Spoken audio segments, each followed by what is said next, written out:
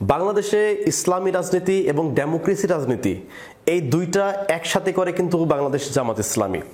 জামাত ইসলামীকে যদি দুর্বল করতে হয়, আপনি কিন্তু ডেমোক্রেসি দিয়ে জামাতকে দুর্বল করতে পারবেন না, আপনি সেকুলারিজম দিয়ে জামাতকে দুর্বল করতে পারবেন না, সেকুলার কোনো ব্যক্তি দিয়ে আপনি জামাতকে দুর্বল করতে পারবেন না। জামাতকে দুর্বল করতে হলে একটাই পথ খোলা আছে, সেটা হচ্ছে ধর্মীয় ইস্যু দিয়ে আপনি জামাতকে চাইলেই দুর্বল করতে পারবেন।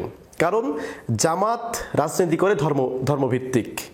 তো ধর্মভিত্তিক একটি সংগঠনকে যদি আপনার মোকাবেলা করতে হয়, তাহলে আপনাকে ধর্মীয় ইস্যু দিয়েই আপনাকে মোকাবেলা করতে হবে। তো এই যে জামাতকে দুর্বলের যে বিষয়টা, এখন জামাতের একটা প্রবলেম কি জানেন? মানে যারা জামাতের নেতাকর্মী আছে, ওভার কনফিডেন্স। আমি আবারও বলছি, এই ওভার কনফিডেন্স যদি জামাতের নেতাকর্মীরা ঝেড়ে ফেলতে না পারে, জামাত কিন্তু আবার দুর্বল হবে। দেখছেন না, 1996 সালে ওভার কনফিডেন্স থাকার ফলে জামাত কিন্তু আসন পেয়েছিল মাত্র 3টি। আরে ভাই, জনগণের পালস বুঝতে হবে, ন্যাশনাল ইন্টারন্যাশনাল মিডিয়ার খোঁজখবর রাখতে হবে। রিসেন্টলি যে আপনার নিউ ইয়র্ক টাইমসে একটা প্রতিবেদন প্রকাশিত হলো, সেখানে বলা হচ্ছে যে নতুন বাংলাদেশে ইসলামী উগ্রবাদের সংখ্যা। এই বিষয়টা জামাতের লোকজন বা অন্য কোনো ব্যক্তিরা দেখছি যে উড়িয়ে দিচ্ছে, এটা জাস্ট তাদের মন গড়া একটি কথা। না ভাই, এটা মন করার কথা না। আমি আবারও বলছি, এই বিষয়টা আপনাদেরকে সতর্ক থাকতে হবে যে জামাতকে দুর্বল করতে হলে একমাত্র ধর্মীয় ইস্যু দিয়ে দুর্বল করতে হবে। এখন এই বাংলাদেশে যদি ওই যে ইসলামী উগ্রবাদী যে সংখ্যাটা তারা করেছে, এখন ধরেন উগ্রবাদীর সংখ্যাটা সত্যি হয়ে গেল, বা কোথাও একটা বড় রকমের একটা দুর্ঘটনা ঘটলো, বা বড় একটা বোম ব্লাস্টিং হলো, দায়ভার কার এসে পড়বে জানেন? জামাতের উপরে। এখন বলতে পারেন, না ভাই, আমরা তো এরকম, আমাদের কোনো দলের লোকজন তো এর সাথে জড়িত না।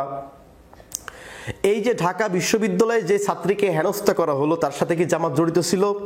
না, সেটা করলো কে? আব্বাসী সাহেব। দোষ হলো কার? জামাতের। এরপরে ওই যে একটা নারী সিগারেট খাইতেছিল, এরপরে একজন মুরব্বি এসে বললো যে সিগারেট খাওয়া যাবে না, এরপরে সেই মেয়েটিকে মারধর করল, দোষ হলো কার? জামাতের। ওই লোকটা কাদের লোক ছিল? আওয়ামী লীগের। এরপরে যে আরেকটা জায়গায় যে রোজার মাসে কান ধরে উঠবাস করানো হলো, যে রোজায় না থাকার ফলে, সেই লোকটা অন্য একটা দল করে, দোষ হলো কার? জামাতের। মানে এক কথায় বলতে চাচ্ছে যে জামাত এবং নারী, এই দুটি হচ্ছে সাংঘর্ষিক একটা বিষয়। জামাত নারীদের অধিকার দিতে চায় না, জামাত নারীদেরকে ঘরে বন্দি করে রাখতে চায়, জামাত বাংলাদেশে উগ্রবাদ ঘটাতে চায়।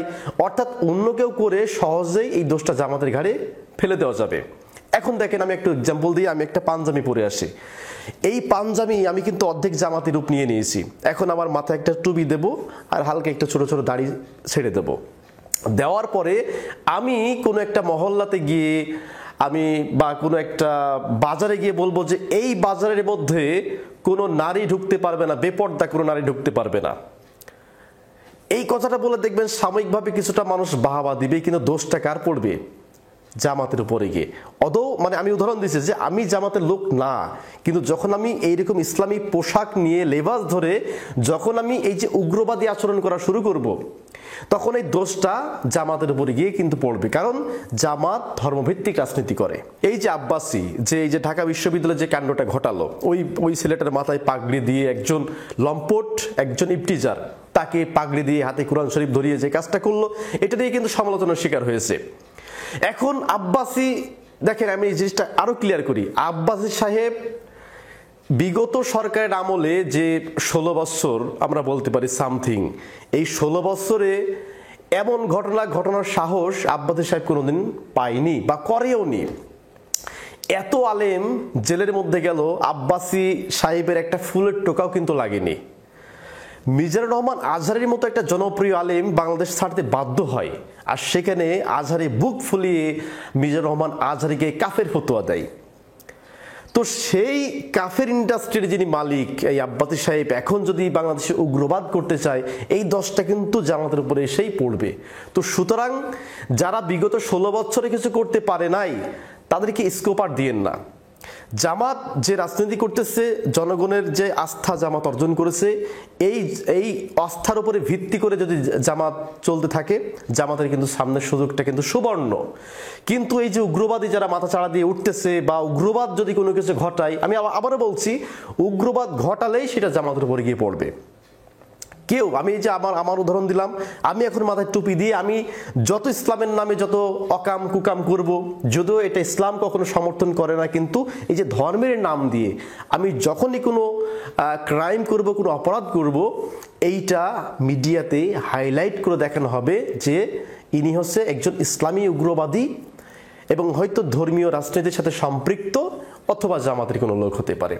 এইটা জাস্ট প্রচার করতে পারলেই এনাফ, এবং এইভাবে জামাতকে দুর্বল করে দেওয়া কিন্তু সম্ভব। এই জন্য জামাতের যে সমস্ত নেতাকর্মী আছেন, এই বিষয়টা আপনাদেরকে খুব সেন্সিটিভলি আপনাদেরকে হ্যান্ডেল করতে হবে, কেয়ারফুলি আপনাদেরকে হ্যান্ডেল করতে হবে, যাতে করে ইসলামের নাম দিয়ে কেউ অরাজকতা সৃষ্টি করতে না পারে, ইসলামের নাম দিয়ে বা তৌহিদি জনতার নাম দিয়ে যাতে করে কেউ বিশৃঙ্খলা সৃষ্টি করতে না পারে, কেউ যাতে কোনো মানুষের উপরে উগ্র আচরণ করতে না পারে। এই বিষয়টা প্রত্যেকটা ওয়ার্ডে, প্রত্যেকটা গ্রামে, প্রত্যেকটা মহল্লায় এইটা জামাতের মনিটরিং করা প্রয়োজন। কারণ আমি আগেই বললাম যে এরকম ইসলামী উগ্রবাদী যদি কোথাও ঘটে, এই দোষটা কিন্তু জামাতের উপরে গিয়েই কিন্তু পড়বে। তো সুতরাং এদেরকে প্রতিহত করা, এদেরকে প্রতিরোধ করা, এটা হচ্ছে আপনাদের দায়িত্ব, এটি আপনাদের দায়িত্ব এবং আপনাদের কর্তব্য।